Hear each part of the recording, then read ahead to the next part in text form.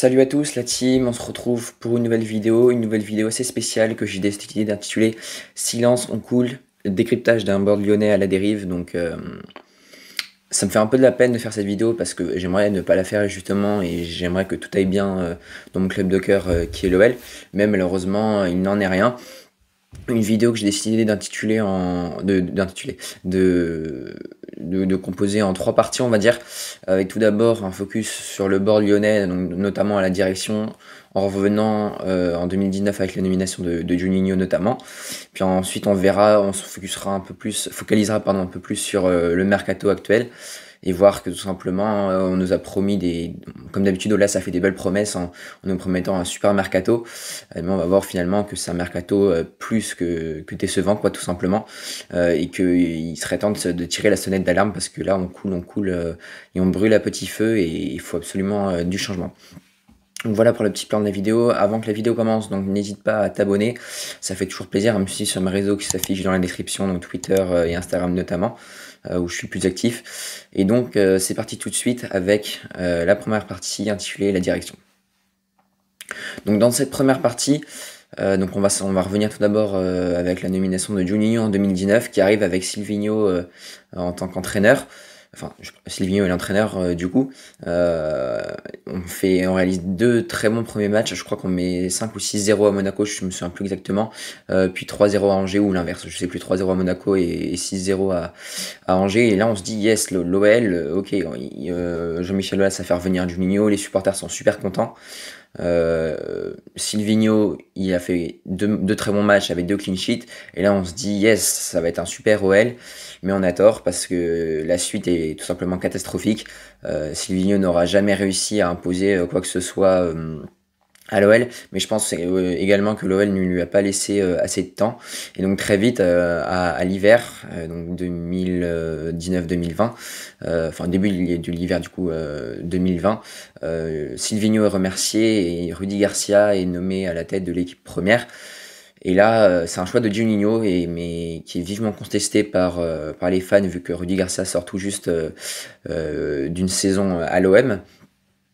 Et donc, il est inconcevable, et moi le premier, de voir un entraîneur comme Rudy Garcia à la tête tout simplement de l'OL, quoi, le rival, je dirais pas historique parce que nous c'est Sainté, mais l'un quand même des gros rivaux, pardon, de l'Olympique Lyonnais tout simplement. Donc Garcia est nommé et ça plaît pas aux supporters.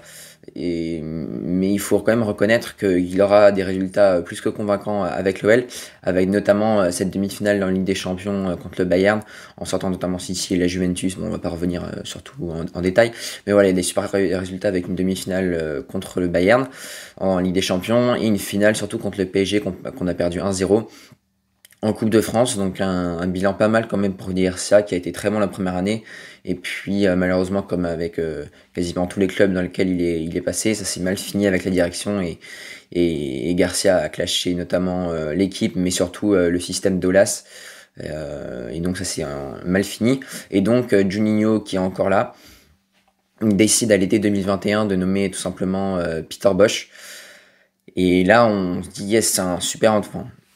C'est l'entraîneur rêvé, il est hollandais, il parle vraiment football, il se cache pas derrière les excuses comme le faisait Rudy Garcia.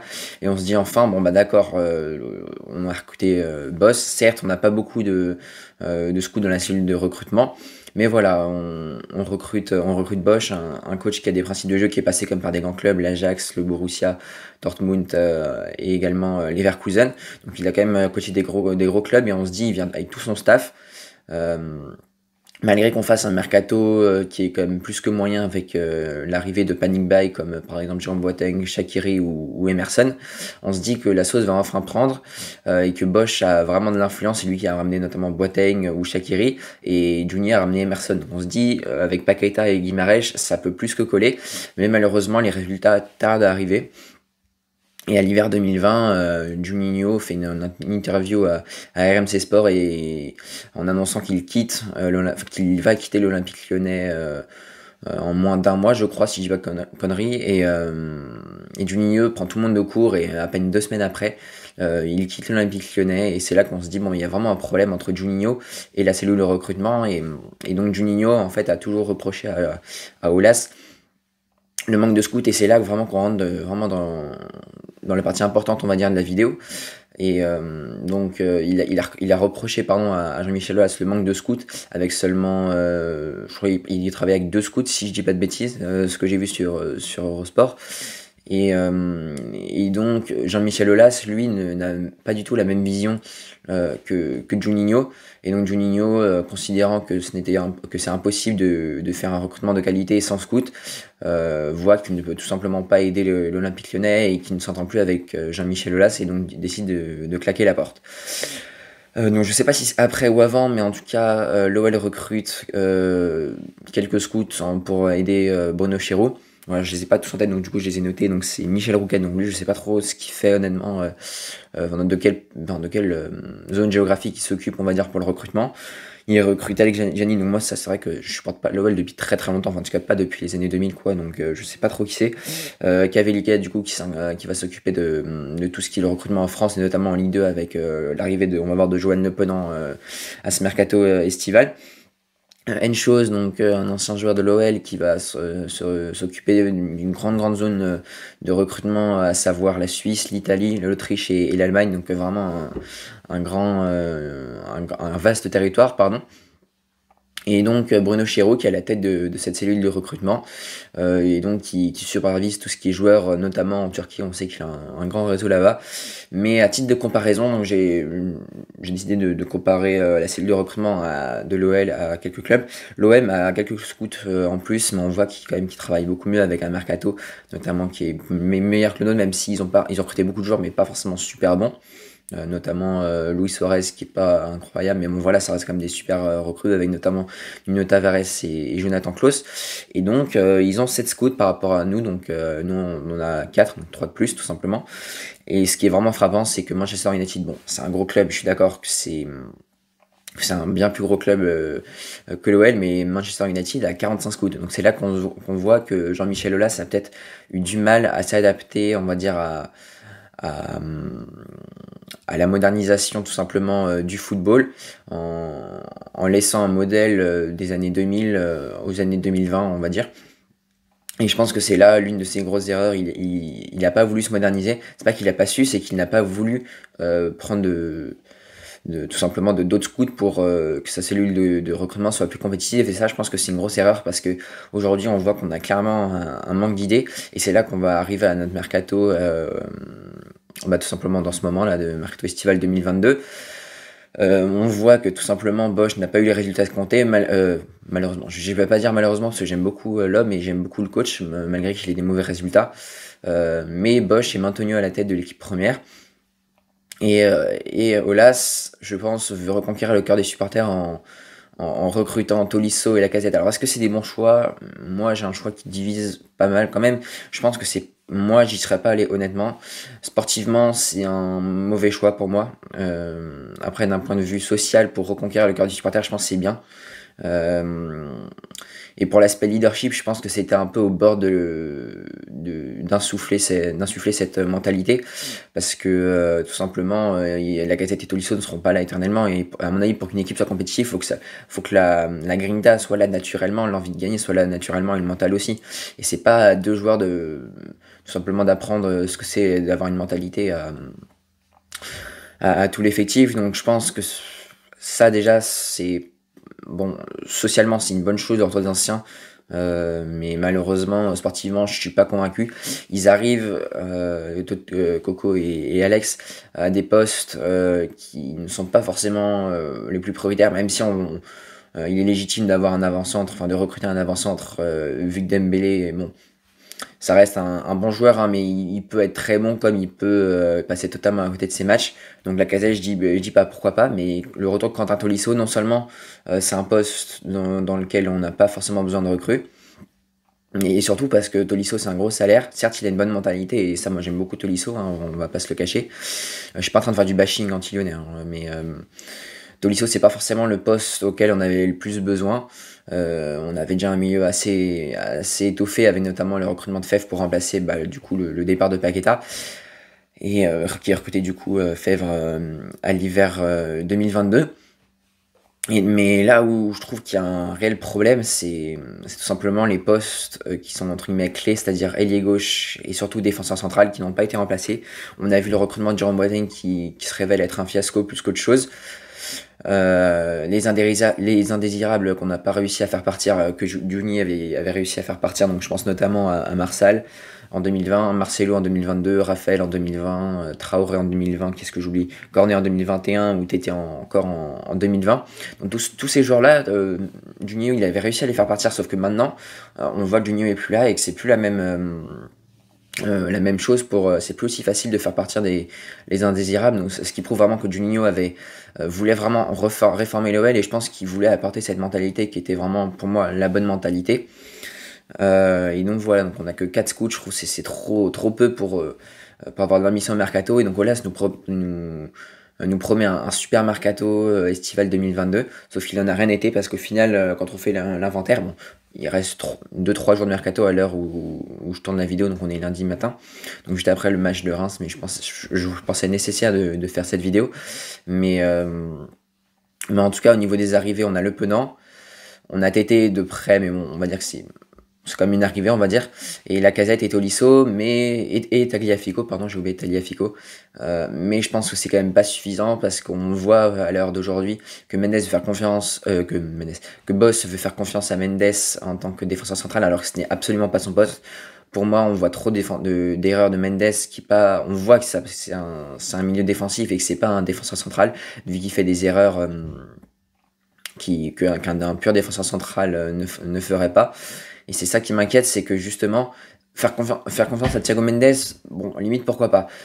Mais j'en veux surtout à la direction de ne pas chercher de pistes enfin de joueurs tout simplement, pour remplacer Thiago Mendes et pour vraiment avoir une défense solide. Parce que je suis sûr que si on avait un vrai défenseur central, moi notamment j'ai postulé j'ai voulu Marco Senesi malheureusement qui allait du côté de la Première Ligue et du côté de Bournemouth, mais je voulais absolument Marco Senesi, pour moi c'était vraiment la solution idéale. Après, donc j'espère qu'on va quand même se focus sur un défenseur central, parce que faire la saison avec un milieu défensif en tant que défenseur central, pour moi, c'est vraiment pas la solution quand on a un club comme l'Olympique Lyonnais. Et puis, comment ne pas recruter également un ailier gauche quand on voit la pauvreté que Toko amène sur l'aile gauche, quand on voit également que Bosch ne le sort pas alors qu'il a Fèvre quand même sur le banc. Et alors que Toko est haché tout simplement en 90 minutes, qui rate l'immanquable sur la dernière la dernière grosse occasion, on va dire, de l'OL en fin de match hier contre Reims. Pour moi, c'est tout simplement pas acceptable. Voilà, donc l'OL ne cherche pas à se renforcer. L'OL, je trouve, sportivement, ne fait pas les bons choix en rapatriant Tolisso et Lacazette. Il recrute Le Penant, on recrute Le Penant, mais pour moi, c'est plutôt un choix d'avenir. Le fut un temps, on avait la piste Carvalho qui était plausible. Malheureusement, ça ne s'est pas fait avec Aouar qui n'est pas finalement allé au Betis Séville. Aouar d'ailleurs qui devrait rester malheureusement, pardon. Et tout ça, ça fait que l'OL, finalement, est une fois de plus radin. On prend à chaque fois des joueurs libres. On ne pose pas la thune quand on le faisait avant, avec notamment les arrivées de Bruno Guimaraes et Paqueta grâce à Juninho. On sent que Juninho n'est plus là et donc du coup que l'effectif marche, enfin la cellule de recrutement marche beaucoup moins bien. On sent que c'est lui qui tenait les rênes et pour moi, le départ de Juninho nous a vraiment mis un coup sur la tête. Et si on ne se modernise pas, pardon, en recrutant d'autres scouts pour à nouveau être compétitif et vraiment ne plus avoir peur de poser la thune économiquement. On va quand même recevoir un chèque de 60 millions d'euros pour Paqueta. On a reçu un chèque de 40 millions plus des bonus de Newcastle pour Bruno Guimaraes, donc ce qui fait quand même 100 millions. On va pas me dire qu'avec ces 100 millions, on n'a pas d'argent pour réinvestir par la suite sur d'autres joueurs. Donc le fait que l'OL soit l'un des clubs les plus radins de France selon moi, ils ne veulent pas poser la thune vraiment au mercato. Pour moi, c'est vraiment quelque chose qui me gêne. Et le fait de ne pas recruter de vrais défenseurs centrales et de dire non, tout va bien et de reporter à chaque fois le problème à plus tard, pour moi, c'est pas digne d'un des meilleurs clubs de France. Et pour moi, l'OL est malheureusement en train de couler petit à petit ou de brûler à petit feu, comme vous le voulez. Et je pense qu'un redressement de cap est plus que nécessaire pour moi.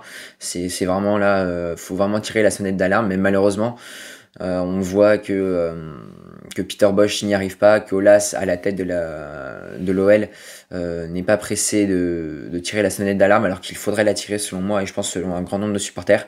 Donc je pense qu'il y a urgence, donc faut vraiment faire le maximum pour retrouver l'OL qu'on avait. Et puis si ça passe par se séparer de Peter Bosz, bah écoutez, je pense que malheureusement il faudra le faire parce que Bosz, honnêtement, on va pas se mentir, il a plus les résultats escomptés, c'est compliqué pour Peter.